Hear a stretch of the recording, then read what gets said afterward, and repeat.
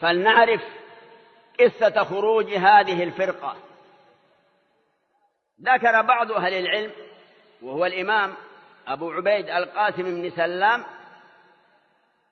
أنه لما خرجت الخوارج أو الحرورية اجتمعوا في دار لهم أو لبعضهم في ضاحية البصرة في مكان يقال له الحروراء، وعددهم 6000 مقاتل يتهيئون لقتال علي رضي الله عنه، لأنهم استباحوا الخروج عليه بل كفروه واستباحوا دمه. فطلب عبد الله بن عباس رضي الله عنهما من علي رضي الله عنه الإذن ليخرج إليهم ليحاورهم لعلهم يرجعون إلى الحق. فقال علي لابن عباس: إني أخاف عليك. فقال: لا. ثم قال ابن عباس: فخرجت إليهم وأنا لابس أحسن ما يكون من حلل اليمن، البردة اليمنية المعروفة عند العرب في ذلك الوقت من أحسن الملابس وأحسن الحلل التي تأتي من اليمن. قال زميل الراوي هذه القصة: كان ابن عباس رجلا جميلا جهيرا.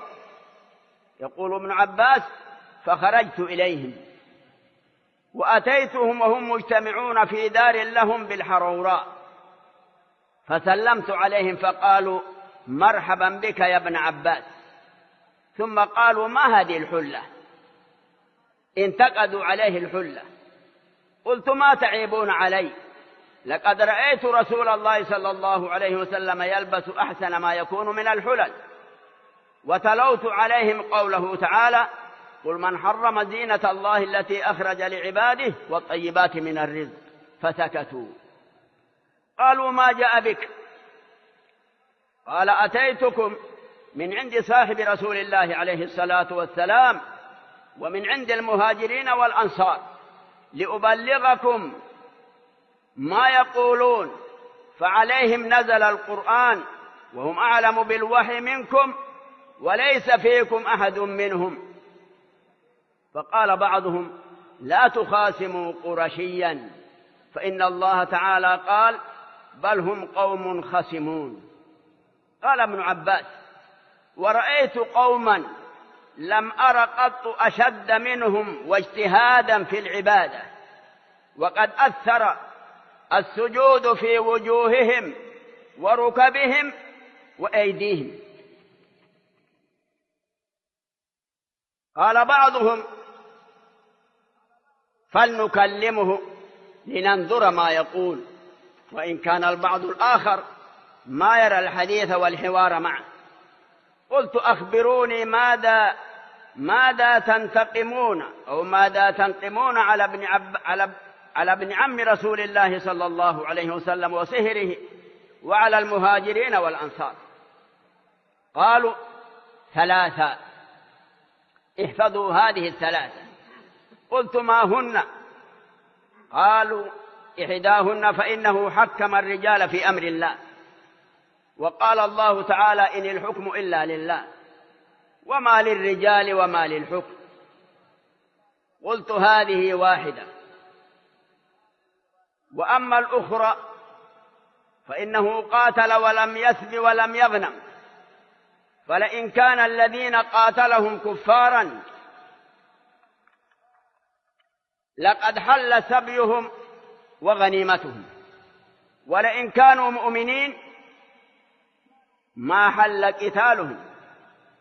قلت: هذه 2. فما الثالثة؟ قالوا: إنه محى اسمه من أمير المؤمنين فهو أمير الكافرين. قلت: أعندكم سوى هذا؟ قالوا: حسبنا هذا.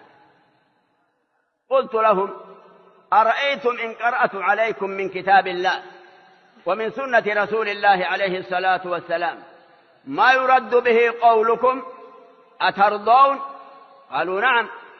فقلت لهم: أما قولكم حكم الرجال في أمر الله فأنا أقرأ عليكم ما قد رد الله حكمه إلى الرجال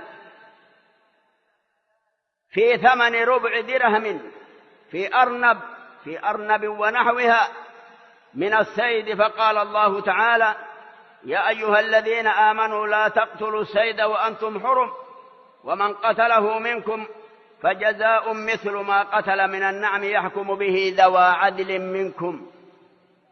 ثم قال: وأنتم تعلمون أن الله لو شاء لحكم ولم يجعل ذلك إلى الرجال. وفي المرأة وزوجها قال الله تعالى: وإن خفتم شقاق بينهما فابعثوا حكما من أهله وحكما من أهلها إن يريدا إصلاحا يوفق الله بينهما. فجعل حكم الرجال سنة مأمونة. أخرجت من هذه؟ قالوا: نعم. قال: وأما قولكم قاتل ولم يسب ولم يغنم، أتسبون أمكم عائشة وتستبيحون وتستحلون منها ما تستحلون من غيرها؟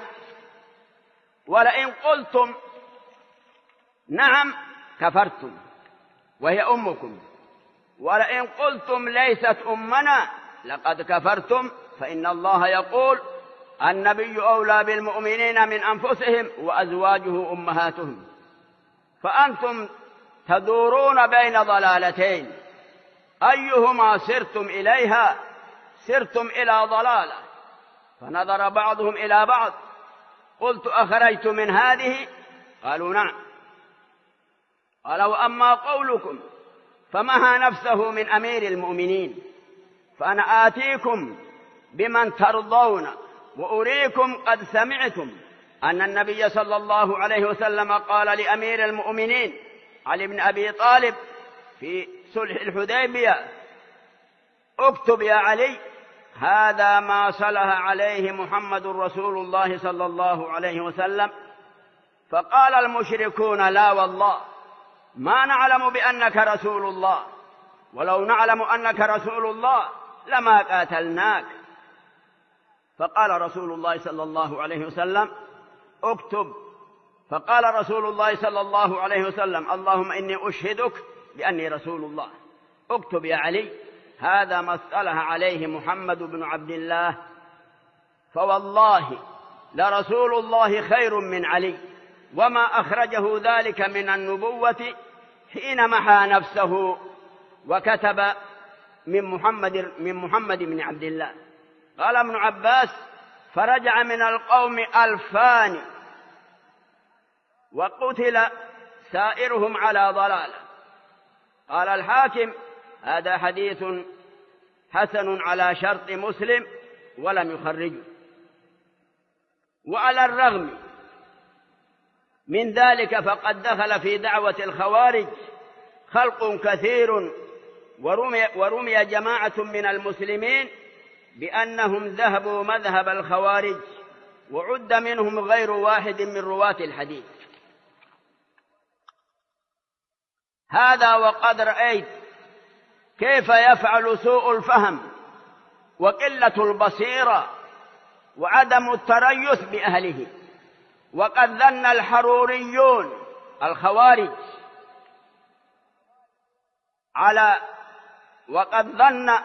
الحروريون الخوارج أنهم على علم، حيث حسبوا أنهم على الحق فيما ذهبوا إليه عندما خرجوا على أمير المؤمنين علي رضي الله عنه وقاطعوه هو ومن معه من المهاجرين والأنصار الذين نطق بهم الكتاب وبه نطقوا، وقام بهم القرآن وبه قاموا، وهو خير هذه الأمة، وهم خير هذه الأمة بشهادة رسول الله عليه الصلاة والسلام: خير الناس قرني ثم الذين يلونهم ثم الذين يلونهم.